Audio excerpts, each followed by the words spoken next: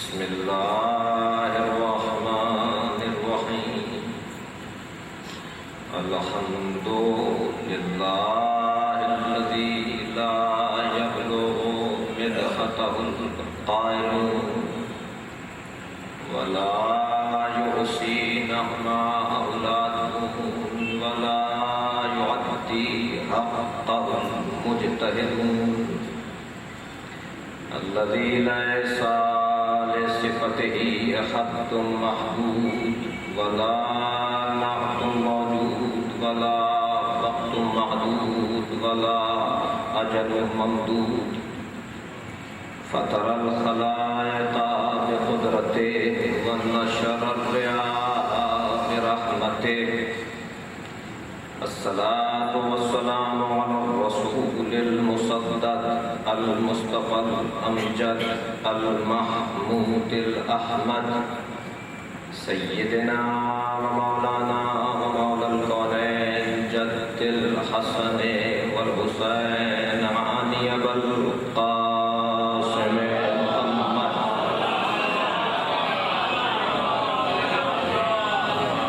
وآله الطيبين الطاهرين المعصومين الذين قال الله إنما يريد الله ليذهب عنكم الرجس أهل البيت ويطهركم تطهيرا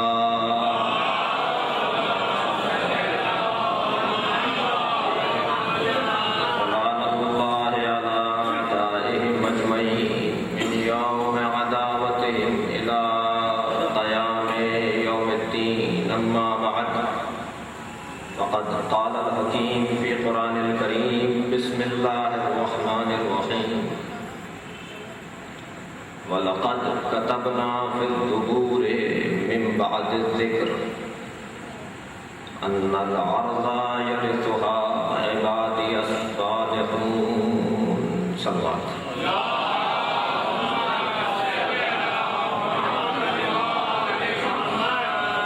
سورہ مبارکہ انبیاء کی آیت کریمہ اور سلسلہ مجالس کی یہ پہلی مجلس جہاں یہ مجلس امام ہے وہاں اس مجلس کے ساتھ مجلس عزا کی ترکیب بھی درست ہے، اس لیے کہ ہم آمد امام کی مجلس نہیں کر رہے بلکہ غیبت امام کی مجلس۔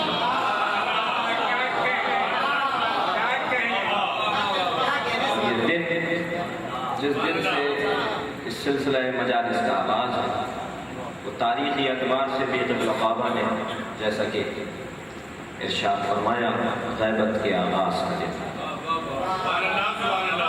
غیبت کبریٰ کے آغاز کا دن، اور در حقیقت شیعوں کے امتحان کے آغاز کریں،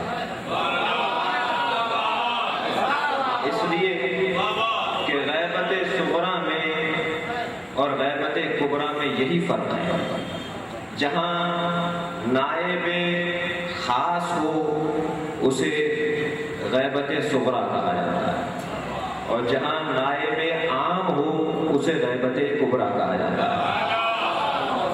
یہ ایام غیبت کبریٰ کے نائب عام کے ایام، صفات بیان ہو گئی کہ جو ان صفات پر پورا اتر آئے وہ ہمارا نائب ہے، جنہیں مہاراج تقلید بھی کہا جاتا ہے، اور جو وہ دور تھا کہ جسے غیبت صغریٰ کہا جاتا ہے وہاں صفات بیان نہیں ہوئی تھی، شخصیات بیان ہوئی تھی۔ ایک سلوات پڑھ لیں گے بابا اللہ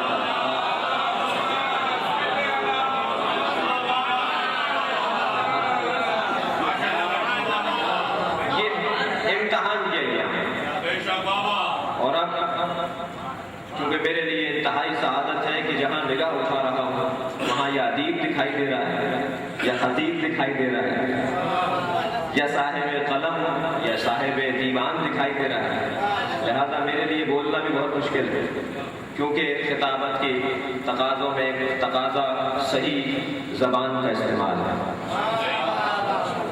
لہذا گزارش کروں گا کہ بعد از مجلس مجھے اپنا عزیز اور بھائی کو چھوٹا سمجھتے ہوئے میری کوتاہیوں اور کجیوں کی ضرور اصلاح فرمائیں گے. ایک صلوات کا آواز بلند.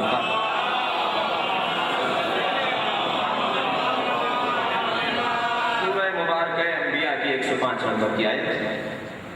امام سے متعلق قرآن مجید میں بہت سی آیات ہیں، لیکن جب آغاز غیبت سے متعلق مجلس ہو تو میری سمجھ میں یہ بات آئی کہ غیبت کے ایام میں جو جی رہا ہے وہ منتظر ہے، اور منتظر یا انتظار پر کوئی قرآنی دلیل کہ ہم انتظار کریں، تو قرآن مجید کی آیت نے سہارا دیا کہ وَلَقَدْ، دیکھیے وعدہ اللہ کا ہے.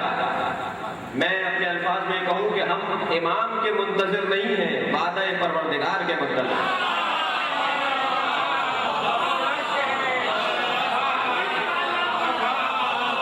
اس آیہ کریمہ کے اندر پروردگار عالم نے وَلَقَدْ كَتَبْنَا فِي الزُّبُورِ مِن بَعْدِ الذِّكْرِ، ہم نے لکھ دیا اور لکھنے کے انداز کو اتنا محکم بنایا کہ علماء کرام اور صاحبان ادب تشریف رکھتے ہیں کہ تاکید در تاکید، تاکید قد سے بھی کی اور لام بھی قد پر لگا کر لقد کہہ دیا. لام تاکید بھی ہے اور قد کی تاکید بھی. وَلَقَدْ كَتَبْنَا، اور تیسری تاکید یہ کہ جب اللہ متکلم واحدہ کا لفظ استعمال کرتا ہے کتب تو اس میں تاکید نہیں ہوتی، لیکن جب متکلم مال غیر کا صیغہ استعمال کرتا ہے کتبنا. ایک سلوات پڑھ لے بابا نے بلند.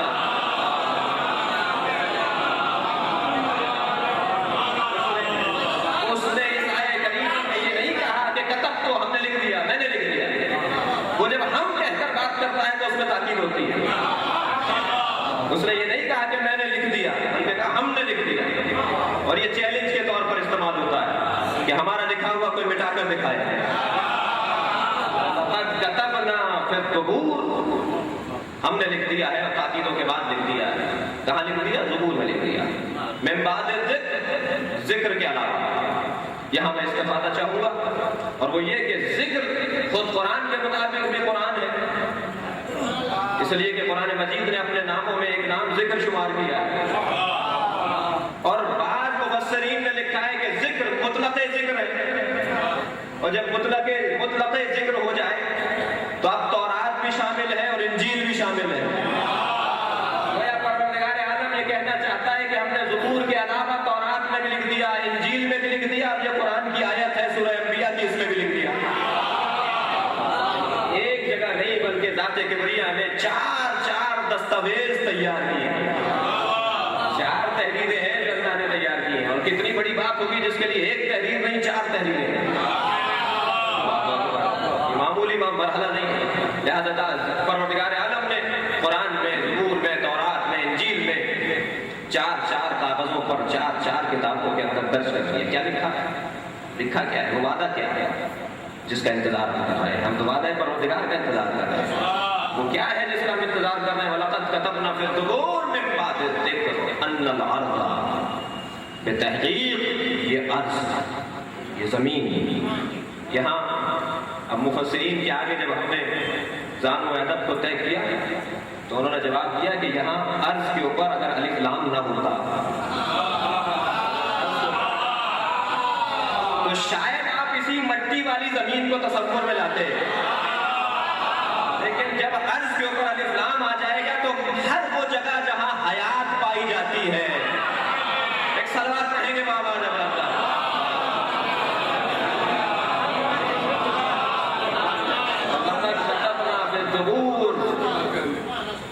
من بعد ذکر ان الارض، الف لام کے ساتھ ہے.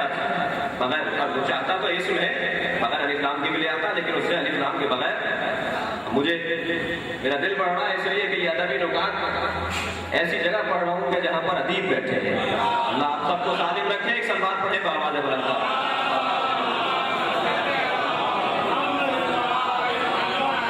ان الارض، یہ زمین یعنی جہاں جہاں حیات پائی جاتی ہے، جہاں جہاں تصور آ جائے حیات کا.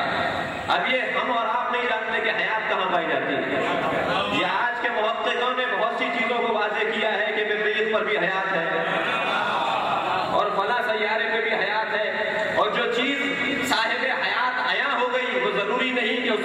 कुछ ना हो। लिहाजा परवरदिगार आलम ने हर वो जगह जहां हयात पाई जाती है उसका वारिस किसी को बनाया है, वारिस किसी को बनाया है। और ऐलान हुआ कि अन्नल अर्ज़ा यरिथुहा, उस जमीन, उस साहिब हयात जगह के वारिस यरिथुहा इबादी सालिहून, मेरे बंदे होंगे। इबाद अब्द की जमा, मेरे बंदे होंगे, मगर मेरे बंदों की एक सलाहियत, एक सिफत है, और मेरे बंदों की वो सिफत यह है कि वो सालेह बंदे होंगे। आप सालेह कहिए या मुसलिह कहिए, जो सलाहियत रखता है, जो इस्लाह करने वाला है, जो खुद अपनी जात से इस्लाह शुरू करे और पूरे माशरे पर इस्लाह को आम कर दे। अन्नल अर्ज़ा यरिथुहा इबादी सालिहून। तो दर हकीकत हमारे इंतजार की दलील कुरान मजीद से ये आयत करीमा भी है, और बहुत सी आयत हो सकती हैं, लेकिन ये आयत है कि परवरदिगार आलम ने हमें इंतजार करवाया है।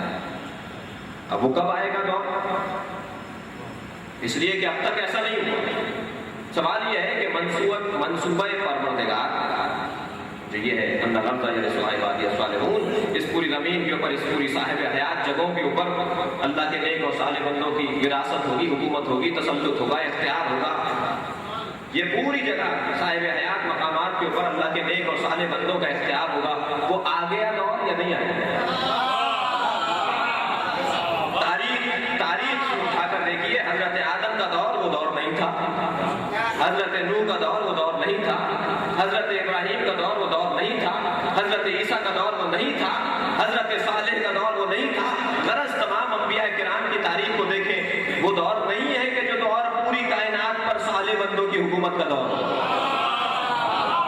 कुछ और आगे बढ़े, सरकार दो जहां का दौर बहुत अगर ठहरा तो अरब की दुनिया तक, और मौलाए कायनात के दौर में कुछ बात बढ़ी तो हिंद तक बात आई, अफ्रीका के इलाकों तक बात गई, लेकिन पूरी साहिब हयात मकामात के ऊपर ये दावा करना बहुत मुश्किल है कि वहां साले। और फिर खुद मौला के दौर के अंदर भी माजूर करना खुद दलील है कि बहुत से नासाले भी थे। लिहाजा ये कोई दावा नहीं कर सकता कि वो आइडियल और मिसाली और नमूना और इसका मिज़ाज जमाना था। लेकिन अजीजों, जिस जमाने का इंतजार खुद रसूल ने किया, जिस जमाने का इंतजार खुद अली ने किया, जिस जमाने को याद इमाम हसन ने किया, जिस जमाने को याद करते हुए करबला में हुसैन आ गए हो, और जिन्होंने उस जमाने के लिए कुर्बानियां पेश कर दी हो, और हर इमाम ने ये कहकर उस जमाने को ज़हनों में आबाद किया, तवज्जो चाहूंगा, हर इमाम ने आबाद किया है उस जमाने को ज़हनों के अंदर कि जो जमाना मिसाली जमाना होगा, जो जमाना अन्नल अर्ज़ा यरिथुहा इबादी सालिहून का जमाना होगा, वो जमाना जब तक नहीं आएगा हर जमाने के लोग मुंतज़िर रहेंगे और इंतजार होगा हुक्म परवरदिगार के मुताबिक और दर हकीकत वादा इलाही का। अज़ीज़ान गिरामी, इमाम पर्दे ग़ैबत में क्यों चले गए? तवज्जो चाहूँगा, अगरचे मजलिस मुकम्मल तौर पर मयार से बहुत ऊंची है, मामूली मयार जो मजालिस का है उससे ऊंची मयार की मजलिस है, लेकिन आवाज़ हमारी महफूज भी की जा रही है, बयान हमारा जब्त भी किया जा रहा है, और न जाने कब तक ये बात मुंतकिल होती रहे। लिहाजा मुझे बाद में आने वालों और शायद किसी कोने में बैठे हुए बच्चे का भी ख्याल करना पड़े खिताबत के दौरान में, और वो ये कि मिसाल ऐसी दूं कि शायद किसी बच्चे के ज़हन में उतर जाए।